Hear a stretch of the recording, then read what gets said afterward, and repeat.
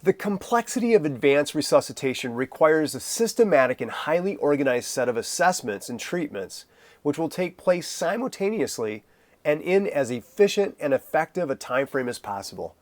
Now, in order for all of this to happen correctly, it often requires a high-performance team of highly trained and experienced healthcare professionals to act in an organized and communicative manner.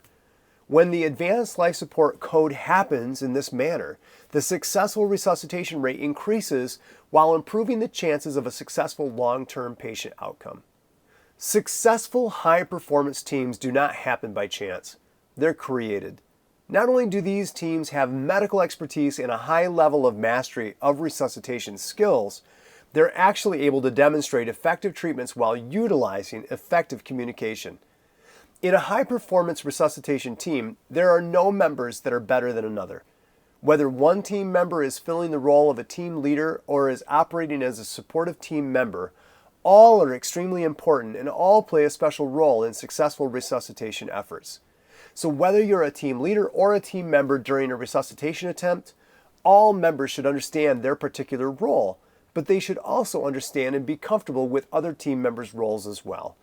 Now, this will help each team member anticipate what may be expected next and will help them perform their role with efficiency and communicate well as a vital member of a high-performance resuscitation team. So now let's take a look at what each role is and what the most common requirements are for that role. Let's take a look at the role of team leader. This role requires a big picture mindset and has many different moving parts.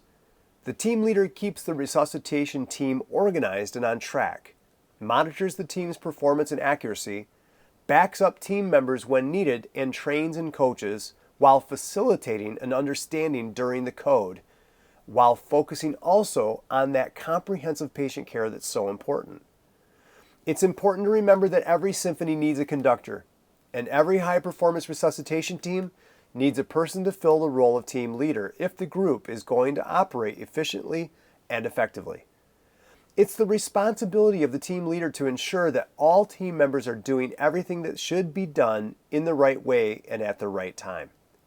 A team leader should be able to explain to a team member why, during CPR, pushing hard and fast in the center of the chest is so important, why ensuring that complete chest recoil happens after each compression, why minimizing interruptions in chest compressions increases the effectiveness of basic life support, and why to avoid excessive or forceful ventilation that it's so detrimental during manual ventilation delivery. Now, let's look closer at the other high-performance team members.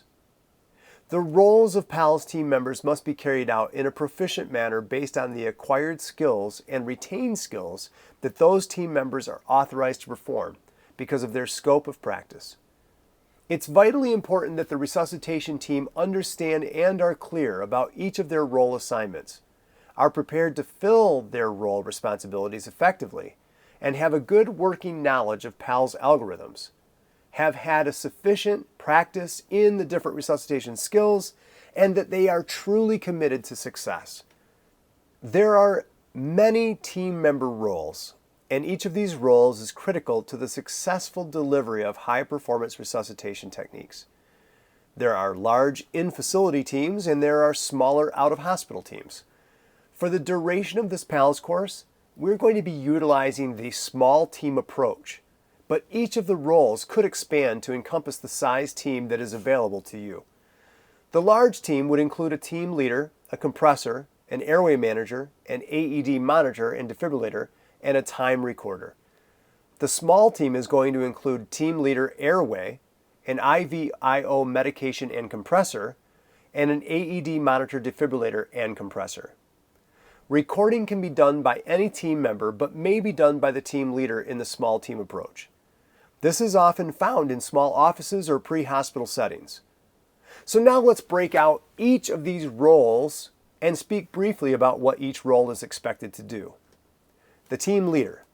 The team leader is the one who, when necessary, assigns the remaining need roles to appropriate team members.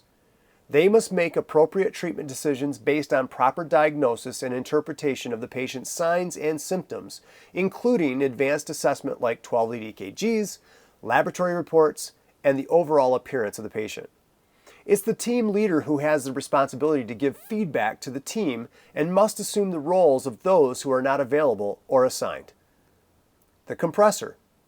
This team member is assigned a compressor type role so that the patient gets the CPR that they need in order to survive this event. They're going to also follow the latest recommendations and resuscitation guidelines in order to maximize that basic life support role. This person may alternate with the AED monitor defibrillator every 5 cycles or every 2 minutes. This can occur sooner if the compressor suffers from fatigue. The airway person is in charge of all patient airway aspects.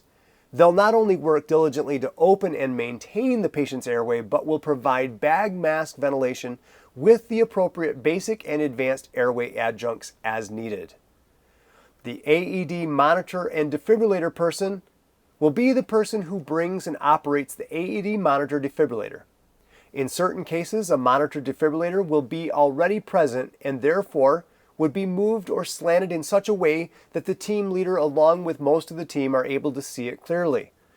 The AED monitor defibrillator person can and will change positions with the compressor every 5 cycles or about every 2 minutes, or at which time the compressor that's actively giving CPR compressions is beginning to show signs of fatigue, which you know as well as I do that affects the quality of the CPR being delivered and therefore affects the potential outcome of the patient. The IVIO medication person is the one who's going to be in charge of the vascular access and medication role. This is a pediatric advanced cardiac life support role. It not only initiates vascular access using whatever technique required for successful and patent access, but it also administers medications with accuracy upon team leader direction and gives advice when appropriate. The timer/recorder is a role of a member that keeps a rolling record of the time interventions, medications, and treatments that were performed and then announces when the next treatment is due. They record the frequency and duration of interruptions, incompressions, and communicate these to the team leader and the entire team. In the absence of a timer or recorder role, another team member will be assigned these responsibilities.